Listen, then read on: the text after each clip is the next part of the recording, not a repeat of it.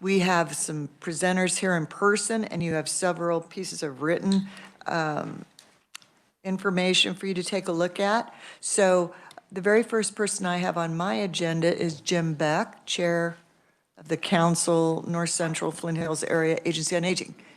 Jim, would you want to come up and press the button, turn on the microphone, and introduce yourself, even though I just said who you are, but just for the record, and welcome. Thank you. Good morning.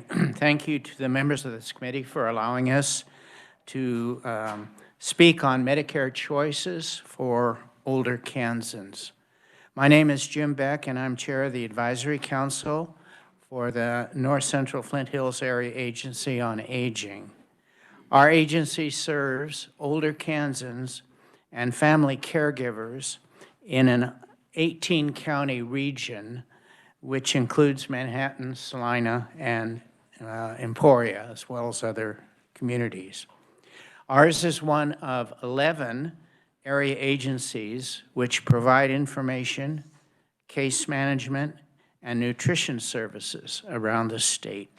We coordinate our advocacy and partnerships through the Kansas Association of Area Agencies on Aging and Disabilities. We are concerned about the growing number of complaints and concerns that we receive about Medicare Advantage plans. While some in Kansas do like their Medicare Advantage plan, especially those who live in large populated areas, there are real problems for other beneficiaries. Medicare Advantage can lead to issues for both beneficiaries and hospitals, such as delayed or denied approvals for care, caps or limits in coverage for certain procedures, limited provider networks, and sometimes sudden changes in networks. These issues can become a special hardship for older Kansans in rural areas where there are fewer providers. These problems aren't always evident in the early years of coverage, but by the time they become severe, beneficiaries may have no good choices left. These problems, by and large, do not occur under traditional Medicare. Our agency believes policy holders need choice in health care. People need to be able to change course if Medicare Advantage isn't working well for them. But beneficiaries often get stuck. To move on to traditional Medicare, you realistically need a supplemental health insurance policy called Medigap.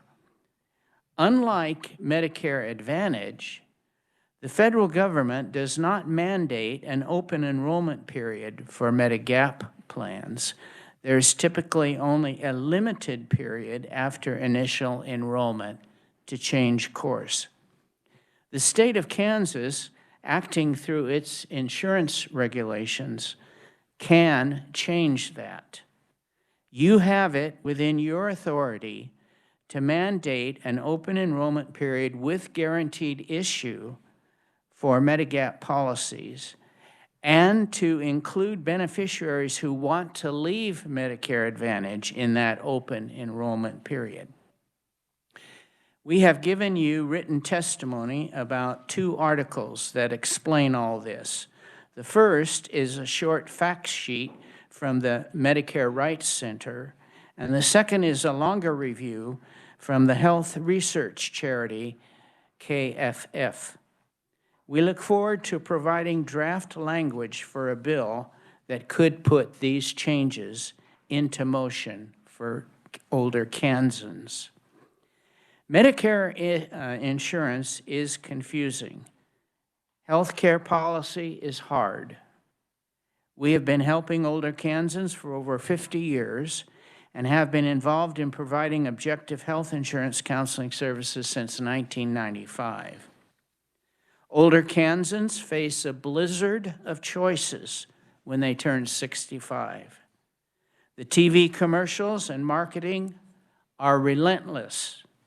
It can be difficult for people to understand how an option that may sound good up front is going to play out in the long run as they age. As long as beneficiaries do the best they can with the information they were given, they should not be penalized for life if the plan does not meet expectations. We don't do that with health care for any other group. You are all familiar with open enrollment in the workplace and open enrollment for Medicare D prescription drug plans. There should be open enrollment and choice for Medigap without the hazard of health status underwriting as well. Thank you. Thank you so much, Jim. We will listen to all the proponents, and then we'll open it up for questions, if that's okay. All right, so the next person I have is Melinda Hegman. Welcome, Melinda. Introduce yourself. Hi, thank you so much for your time. My name is Melinda Hageman. I'm a case manager at Kingman Healthcare Center. We're a critical access hospital in South Central Kansas. My role is discharge planning, care coordination, insurance authorizations there.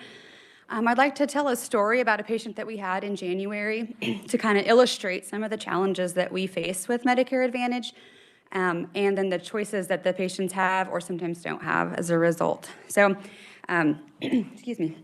We provide both hospital-level care and skilled nursing at our facility. So skilled nursing is a little lower level of care, but it's a more extended stay for people that need some rehab before they are safe to go back home.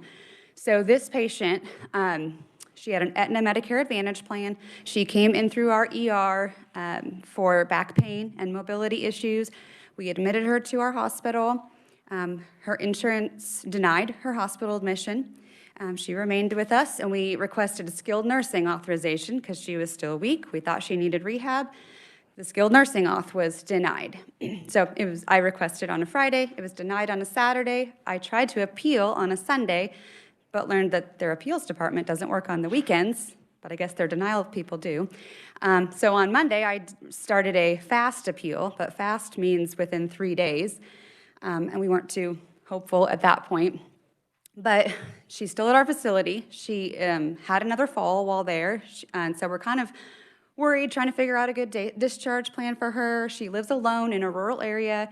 Her daughters live 4 hours away, so one of her daughters decides to take her home, and she has another fall at home.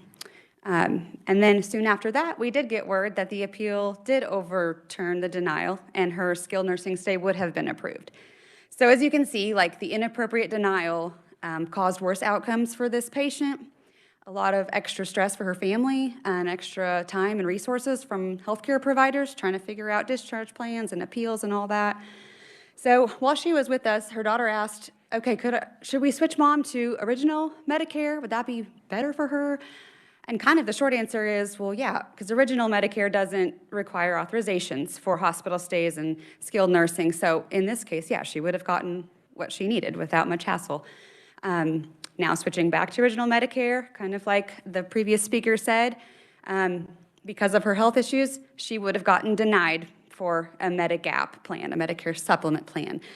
So switching back was not feasible to original Medicare. So she is now stuck with a plan she does not really want and is not working well for her. Now this is not unique to Aetna. We have seen the same problem with all the insurance companies. And I see these kind of things in my role in care management all the time. Limited networks is also a very big problem, especially in rural areas like ours. You know, it's even more limited than, say, like a commercial health insurance that maybe you or I would have. It's much smaller networks. So in a rural area, that is a problem. And then I'm also very concerned, your elderly constituents are absolutely bombarded with telephone calls that are that pressure them and mislead them to sign up for something they do not understand. Every January, I encounter people that are on a plan that they don't understand or they don't even know that they had. So I know we have good, reputable hometown agents, and we need those people, but that is not who I'm talking about here. So bottom line, people are getting into plans that aren't working well for them, and they aren't having good options or choices to make a change. And so that's what we hope that you will consider and advocate for, is informed choices so people can select a choice that's right for them without medical underwriting and at a comparable price to what their peers would have. Thank you very much. Thank you, Melinda. Thank you so much. Next, I have Chuck Schmidt. Do you want to welcome to our committee and introduce yourself? Thank you, Madam Chairman. My name is Chuck Schmidt. I'm the Speaker Pro Tem of the Silver-Haired Legislature, Kansas Silver-Haired Legislature. I think most of you probably know about us. We've publicized our organization. But basically, we're an organization that educates and advocates for people 60 and over in the state of Kansas, and that includes about 700,000 people. Recently, we've been made aware about the difficulties of switching from Medicare Advantage to Original Medicare by many of our members, and you've heard some of those stories already. And then what happens is generally what would happen is they're denied the ability to get the Medigap insurance. And that has created some real problems among our membership, and we've been working with the AAAs to make people aware of that. What we're trying to do, what we're asking you today is to look at this issue and possibly start working on some legislation that may help. And I know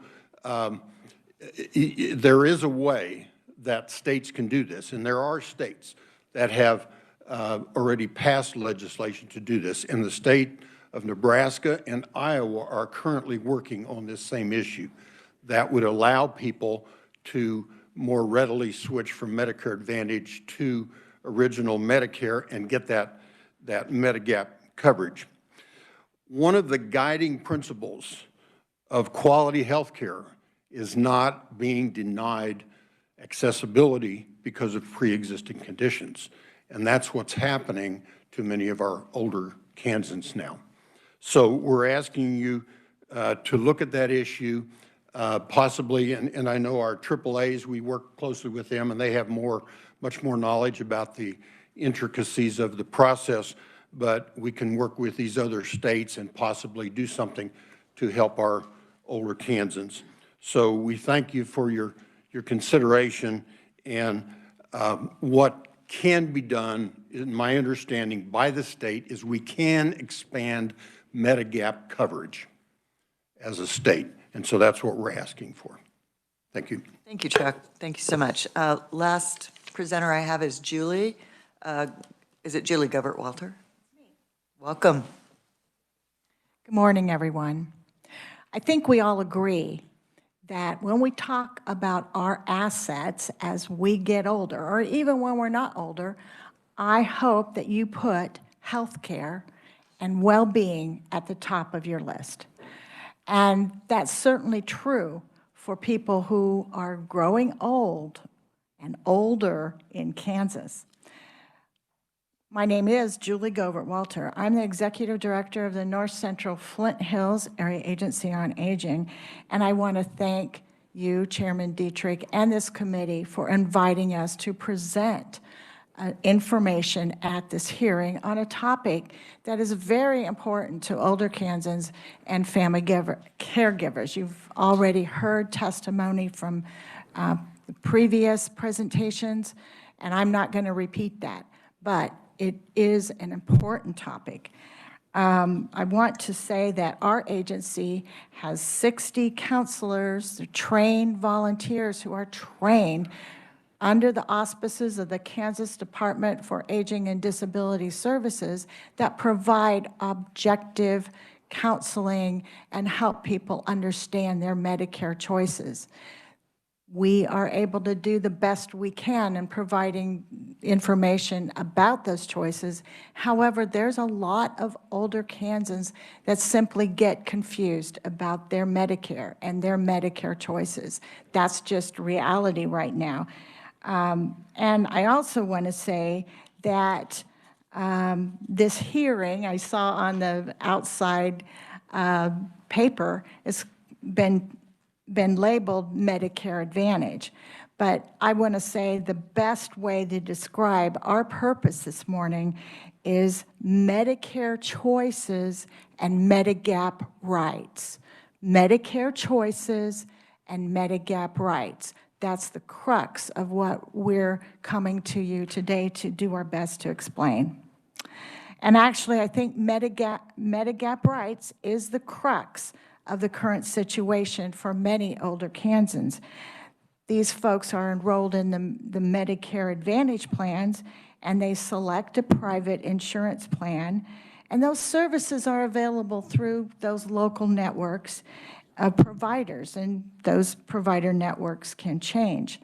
But I want to also say that many Kansans are getting great health services from their enrollment in Medicare Advantage plans, and we can all be happy about this.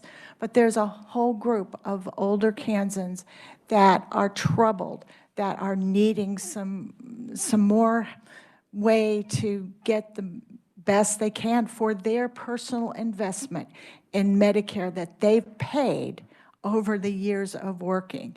I just want to make that clear.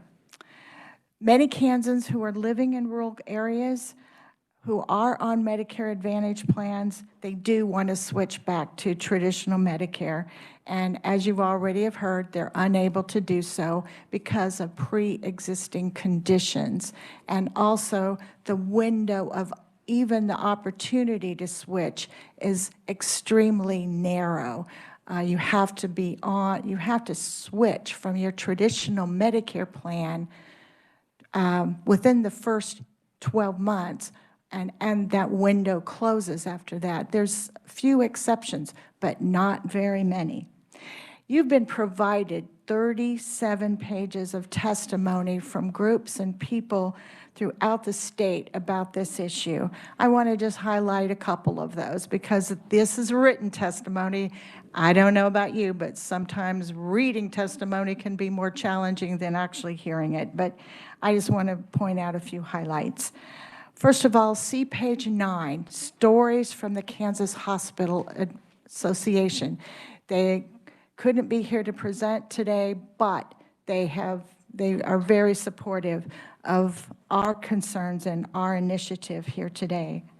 I also want to point out page 20. This is a document from Karen Mays, who is a member of our agency's team. She's been working on Medicare, providing information to people about their Medicare choices for about 18 years. And she really does a good job of summarizing what the key component issues are. And again, that's on page 20. I then want to point out that we have actual stories here in this testimony from different individuals. And I'm not going to mention them all. There's a lot here. But I want to mention that on page 28, there are several stories from people who have been having challenges with Medicare Advantage from Lyon County and Morris County. On page 33, you can hear a very compelling story from the Hayes area. On page 31, stories from the Johnson County, and there's actually 2 testimonies from Johnson County that you might want to look at in your packet. On page 27, a compelling story from somebody who moved to Kansas during a very difficult time. That's Barbara DeSanto. After the death of her husband, she thought she was going to get what she needed from her Medicare choice, and that didn't happen, and health problems have besieged her, and she's quite challenged in that area right now. I also want to point out page 36. This is a person who is on a Medigap plan who wants to go to another Medigap plan, and their current Medigap plan for their family is unaffordable. She is finding it difficult to get from her current Medigap plan to another that's more affordable for her family. And again, this is because of the lack of a guaranteed issue policy in our state. I think those are the ones I'll highlight now. I just want to reiterate that we do ask that you take these situations into consideration and work together on legislation that expands guaranteed issue rights opportunities so beneficiaries have the option to enroll in Medicare supplement insurance and change to original Medicare if that is what they wish to do. Thank you. Thank you very much, Julie. Thank you for the information and the pointing out different pages in our written testimony we should take a look at. So I really appreciate that.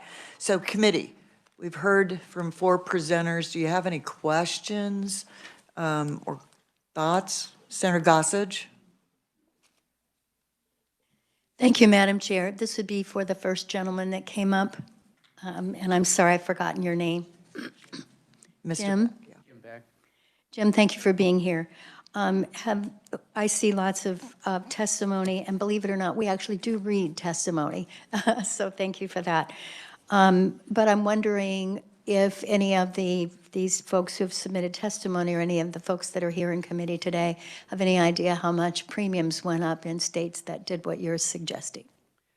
I am unacquainted with what happened financially. I know the cost of Medigap plans all increase all the time, even for those who enroll at the age of 65. And I'm sure there's a cost involved in this because healthcare is super expensive. But families get desperate when they need healthcare. They have to have it, and they're ready to invest in it, but they can't because of guaranteed issue.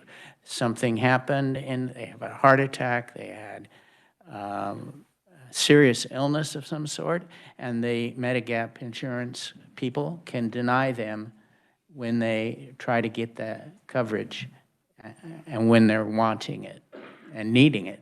Are you aware of the anniversary law in Missouri? Missouri has made some progress in trying to correct this problem, and I'm not personally acquainted with the details. It works like this. By the way, I've been a health insurance agent for 22 years and been helping seniors with their Medicare for a very long time, and I'm a senior on Medicare. So I certainly understand it, and thank you for being here. But just to give you a little bit of background, so some states have what is called a birthday law. Missouri has an anniversary law. So what that means is when you buy your supplement, 1 year later on the anniversary of your purchase, you have 30 days to move to another plan or move to another Medicare supplement guaranteed issue. But because of that, all the rates in Missouri are 25% higher than they are in Kansas. So you have to look at, if we're going to try to help a few, we're hurting a lot. And I just want you to be aware of some of the states that we're talking about, and everything can sound good, and that's, we as lawmakers, we have to be careful what can sound good, but what are going to be some of the results of something that we would try to do. I would be happy to sit down with any of you and talk about this. I definitely agree with number 1, more accurately depict Medigap pros and cons, 1,000%.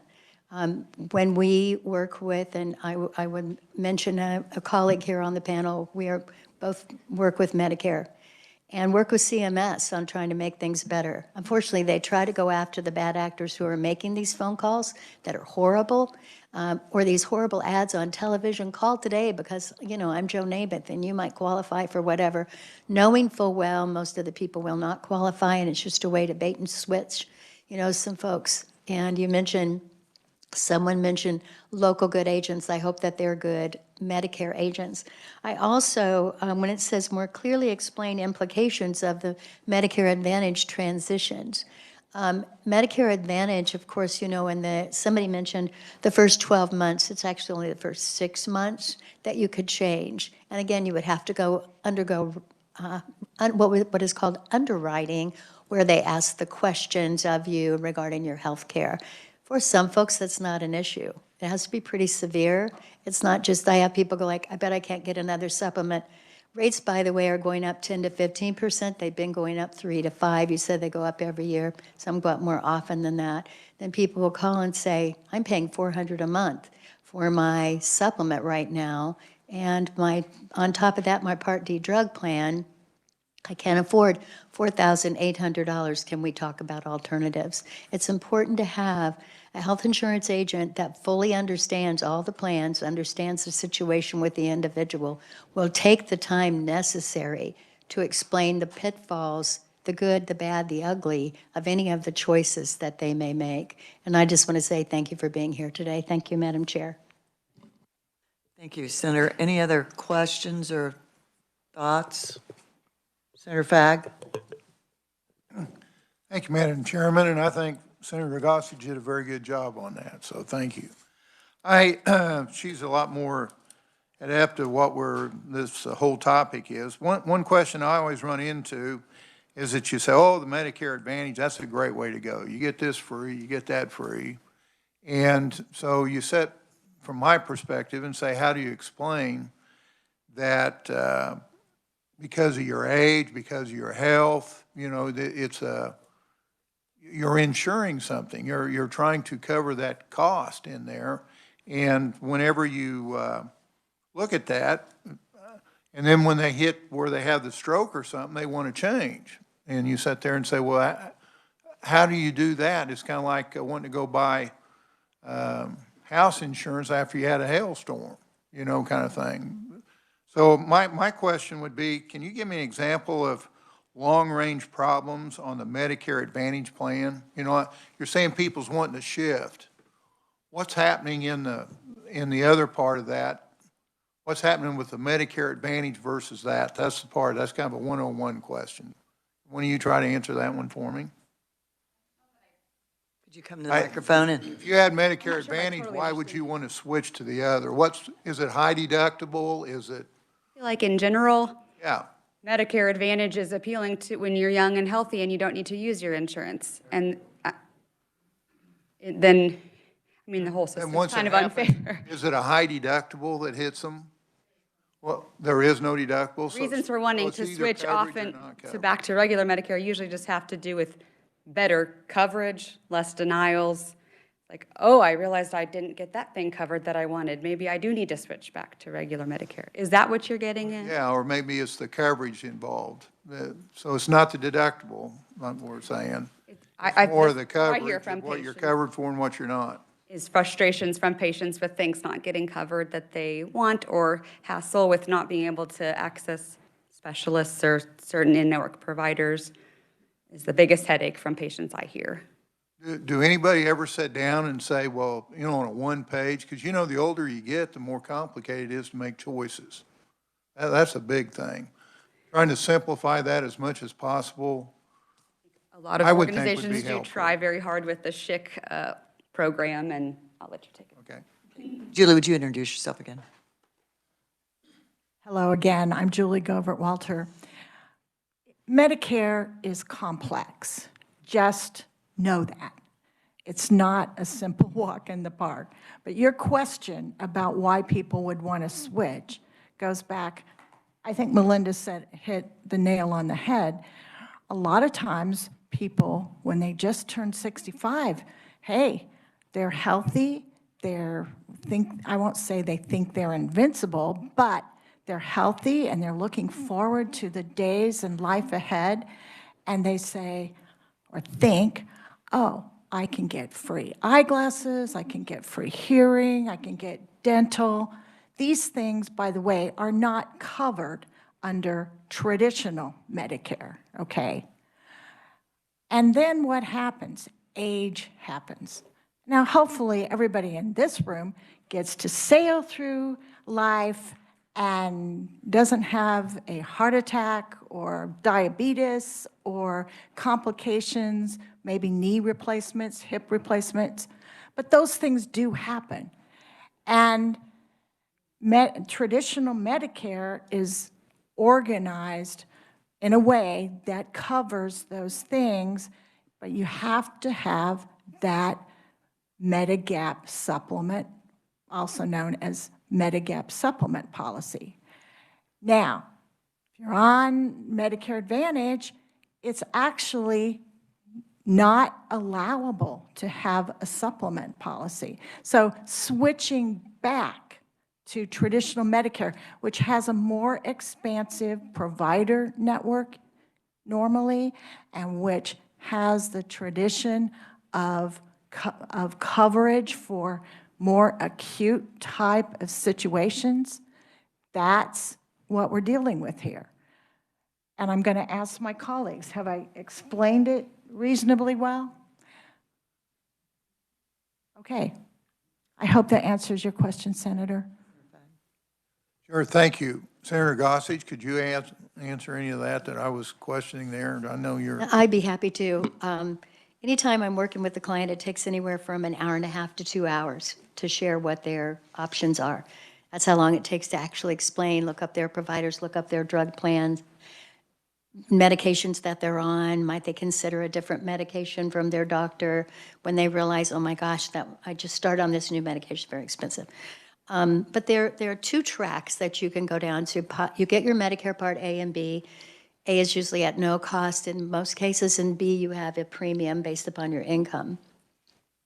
I won't go into IRMA and what that means if you pay more based upon your income for over and above your B and your D.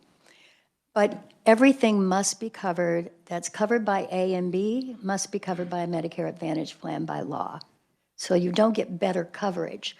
But might they say, you are requesting an MRI. Did you start with an X-ray? Couldn't this condition have maybe been better handled this way? Because they're looking at the bottom line.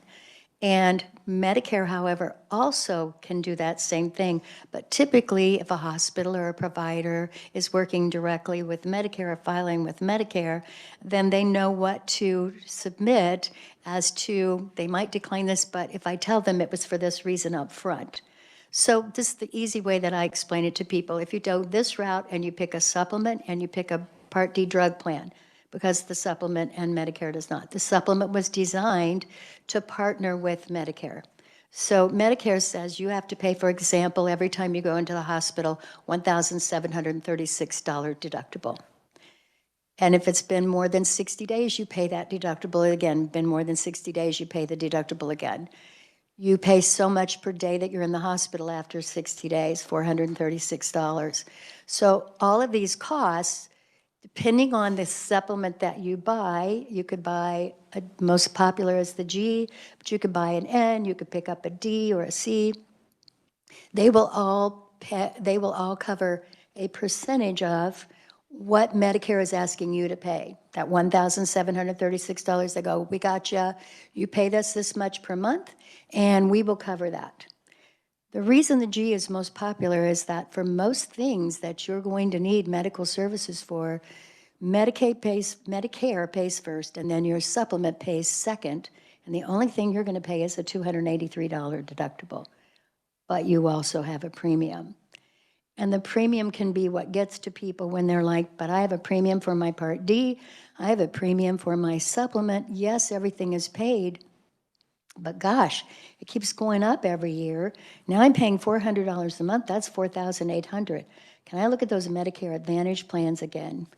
So the positives on the supplement side, yes, you can go to any doctor or hospital that accepts Medicare and they will accept your supplement. Easy peasy. The kicker is the premiums, and they keep going up all the time. Same coverage on both sides. Medicare Advantage, they were absolutely right. There is no premium. There is no deductible. Everything is based on copay. So you have a zero copay if you see your primary care physician. You might have a $5 or up to $50 copay for a specialist. All the plans are a little bit different on what they charge you on those copays. There's a copay for every service. But yes, they compete with each other. So they're going to say, we have a free gym membership. We're going to give you $50 every 3 months for over-the-counter stuff. You don't want to be distracted by lots of that. You first want to say, what is the maximum out of pocket that these copays could total? In some cases, that's $3,600, $4,200. I've had people say, yeah, but I'm paying $4,800 right now, And if I have a good year, I just threw away $4,800. I would rather get the Medicare Advantage plan, and the most I would have to pay is $4,200, even if I had the year from hell, because all those copays would not exceed that. So it's either, but they have a network. You've got to make sure your doctors and hospitals are in there. So advantages to both. So over here, you can go to any doctor you like and provider. Everything's basically going to be paid, but you have the premium. Over here, no premium. I'm going to make copays, but I've got a total out of pocket. And it includes my drug plan, so I don't have to buy a separate prescription drug plan. Medicare Advantage will never ask you health questions, but you can apply once a year, only from October 15th to December 7th. No health questions asked, they will take everyone. But over here with supplements, yes, in the first 6 months, it's guaranteed issue after your Part B. But after that, if you decide I'm going to, at any point, take a Medicare Advantage, they give you what is called a 12-month trial, where at any point you can go back to the Medicare supplement that you had, a trial period for Medicare Advantage plans. Those are, in a nutshell, the basic differences between the two. As a former teacher, I believe in educating seniors for them to know what are the pitfalls, what are the good things, what are the pitfalls, what are the good things. Is my doctor in network? They just passed something at CMS this year, which is about time, which says if a network drops your doctor or the hospital gets out of the network, because oftentimes that will happen too. I wouldn't say often, but it could. You should have the right to change plans for your Medicare Advantage plan or go back to your supplement if the doctor is suddenly taken out of your plan that you already selected within that 12 months. But I hope, Madam Chair, that helps explain the two differences on the sides, positives and negatives for both. Thank you very much. You have a wealth of knowledge there. I appreciate that. Senator Argabright? Thank you, Madam Chair. I just wanted to say thank you for bringing this topic to us today. I appreciate everyone coming in and sharing information. This has been helpful to me, and if the more we can narrow something down, the better from my perspective, and I appreciate the knowledge that sits around this table too. So thank you for bringing this to us, and thank you for coming in front of us. I would just add, Madam Chair, that I would be happy to, I've done this with Johnson County, come to your county, visit with you. You can bring anybody in that you like, do a presentation on both sides, equally educationally, so that people can understand how they work and what's best for them. Thank you, Madam Chair. Committee, any other questions? Conferees, is there anything more you want us to know before I close this? Mr. Beck? If I can, for just a moment, as I watched the committee, I saw eyes glaze over. And this happens as we're trying to get ourselves informed about Medicare. An issue also is called prior authorization. And some of that applies to traditional Medicare. It also applies to Medicare Advantage. And providers and doctors and hospitals are concerned about prior authorization. When denials come, and they come very frequently, people who have made an initial choice at the age of 65 might want to change that choice when they're 75 or when they're quite ill. And they're willing to pay, even if it is very expensive. But our issue is sometimes they can't because they've developed illnesses, not of their own fault, of course, but that then traps them into a choice they made when they were 65 and didn't have that health issue. Thank you. Thank you so much. Committee, I think we've learned a lot today. Thank you for the written testimony that we have here. We will absolutely read that. And again, thank you for giving us some insights that we may not have had originally. So really appreciate that. So committee, we are going to close the informational hearing. And I want to remind you tomorrow we do have a hearing on a House bill, 2540. And Thursday, we have a hearing on a House Bill 2515. No meeting on Friday. We're still waiting for some bills to get read in. There are more bills. They're just not all in our Senate calendar yet. So thank you so much. Meeting adjourned.